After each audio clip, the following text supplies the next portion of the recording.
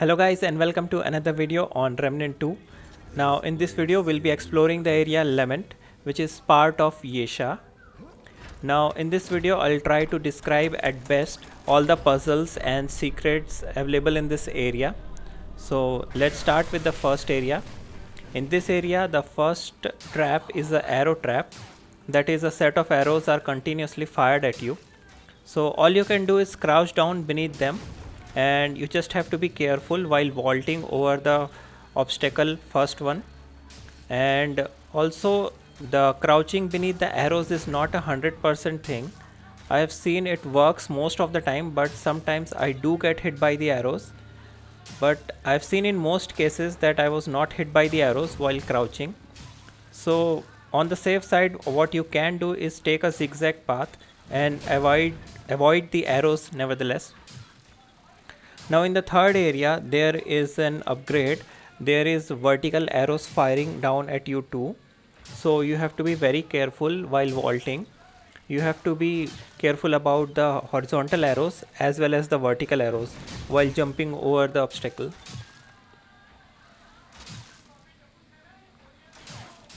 Also, you might have noticed the halfway point in each tunnel there is a pressure plate to reverse the direction of arrows, and pulling on this lever will actually disable all the arrow traps.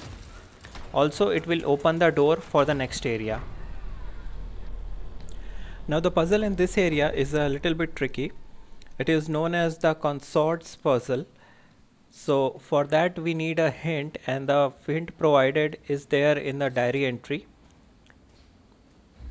Now the symbol on the first page, we just have to keep the symbol in mind, or we can screenshot it. It will be helpful later. Now author describes in this the Queen Tethys consorts. So there are 4 different entries in there, but luckily we don't have to go through them, because with the symbol on the first page that is enough for us to find it.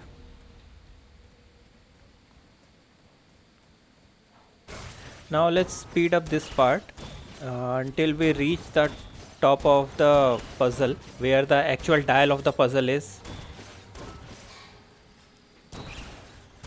I have been experimenting with the archetypes, so I actually equipped the Explorer archetype in this one, and I have to say I was pleasantly surprised. The faster movement speed and the exploring options with this is really good. So if possible I will try to explain them better as well. Currently my 2 base archetypes that I will be working on will be Gunslinger, and the other one will be Hunter archetype.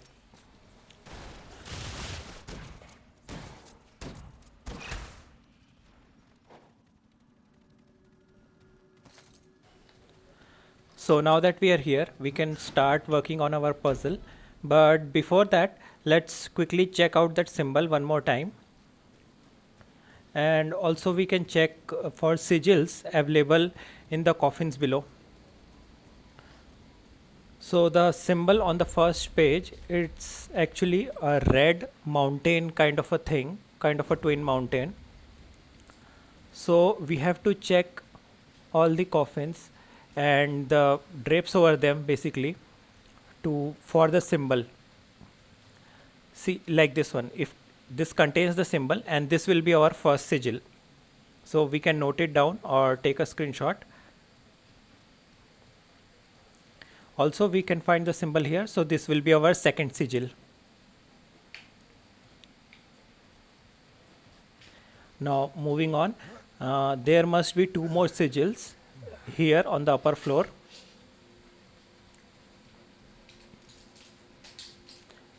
So this is our third sigil, and there should be 1 more. So here is our 4th sigil. Now we have to align these sigils in the dial here.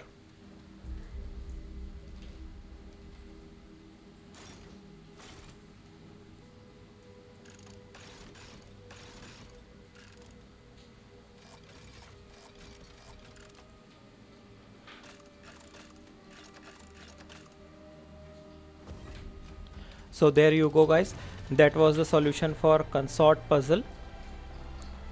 Now we can go and explore the inside area. Here actually I thought I saw a fake wall there, but it was not. Now we have a checkpoint in front, so let's update our checkpoint and get our first item. So this is blood tinged ring. Now we can see in map it is showing two boxes in front, basically treasure boxes or chests, but these are actually coffins. So let's open them one by one, and this one will most probably contain a mini boss. Yeah, so with this one you have to kill it as quickly as possible, otherwise it will summon a big root enemy. And let's check what we got.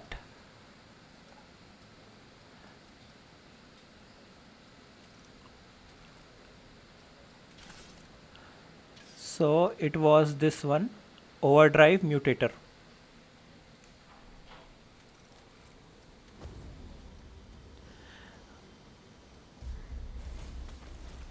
And the item we got was Colquette's razor. Now there is a switch at the bottom. Activating it will cause it to turn it into a key. So we have Colquette's key now. Now I'll quickly activate the checkpoint so that I will refill my mods. And now we can move on to the area with the floating rocks or floating floors, where we will use this Colquette's key. So again I will speed it up a little bit.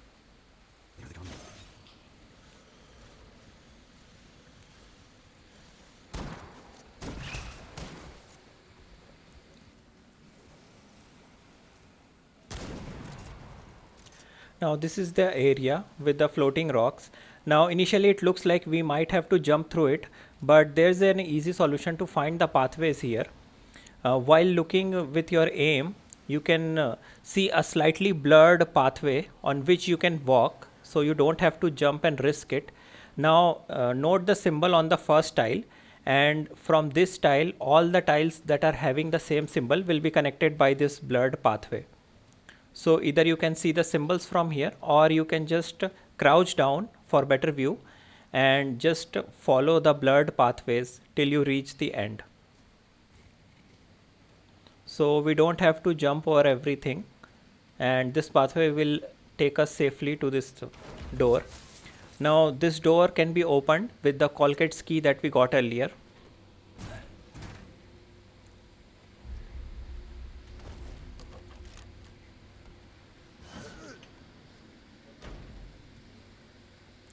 So we got our second quest item here, which is Ring of Diversion.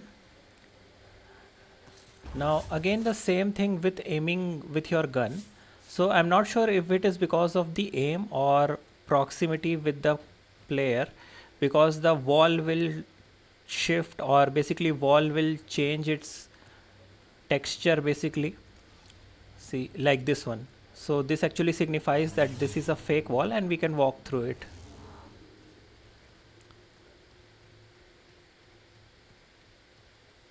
Now we'll get our next quest item. I think this is a headpiece, lodestone crown.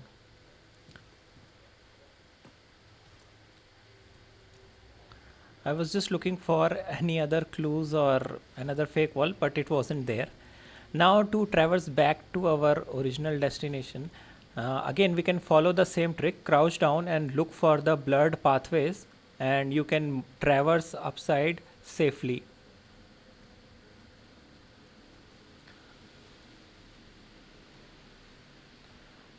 So this was actually a nice part of the puzzle, to look for the blurred pathways.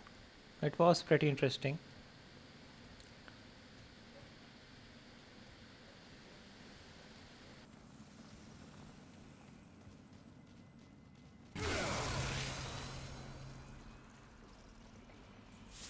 So I can see another chest in the map, so I will just quickly go and collect it. I think I missed it while I was traversing through here previously.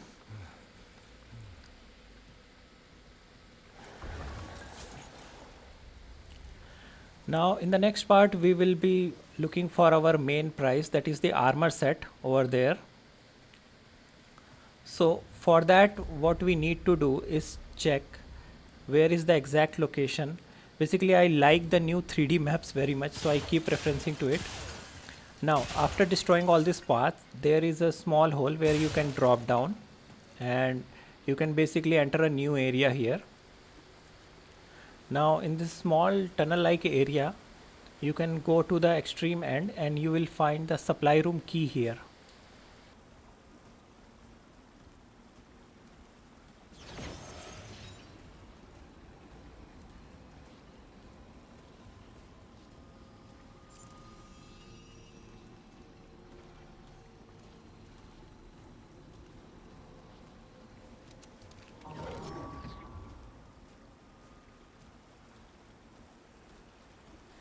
Now let's make our way back to the place where we came from.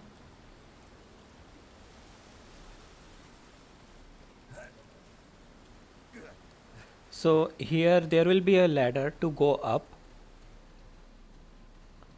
Nothing in this area I think. Yeah. So we can take the stairs and go up, and we can unlock the door which was locked from this side. So now we have access from our checkpoint. So this is just like those doors which are locked from the other side. So this basically opens up a shortcut for us. Now we can use our supply room key here.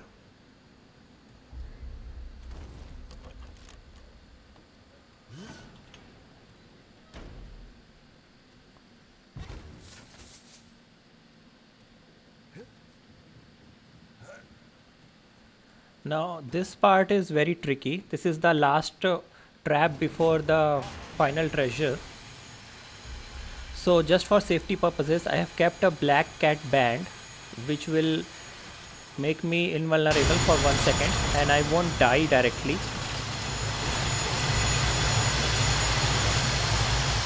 So the solution for this is that you have to wait for the two saw blades to be front and back, not together, so that you can run in the straight direction, and one of the saw blades is coming to you, the other one will be going away. So from there you can just follow a zigzag path and it will be simple. You just have to make sure that both saw blades are not coming together towards you. So here is our final treasure. It's a complete armor set, Red Widow armor set.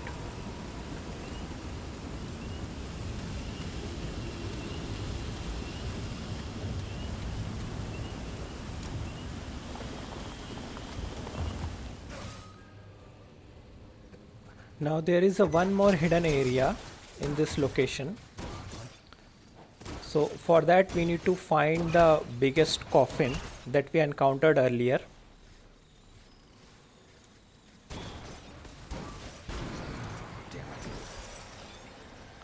See, that is the coffin.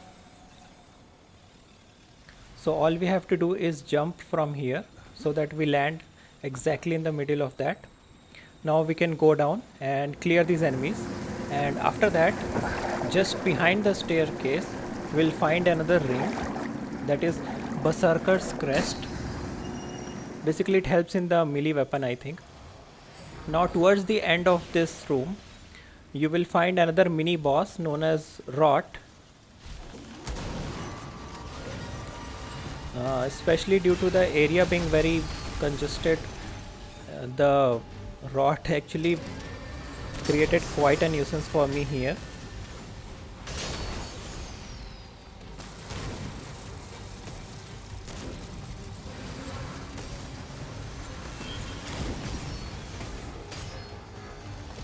For some reason I was really not able to anticipate his projectile attacks, and because the area is very congested and he has enchanter enhancement on him, so that continuous root blasts are going on almost everywhere and it is filling up the root afflictment meter very quickly.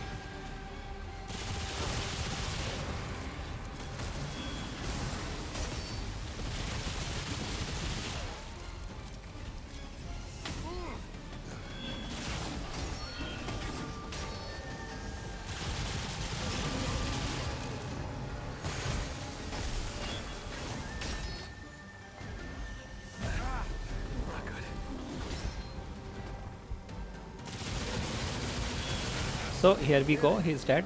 And we got our new mutator extender.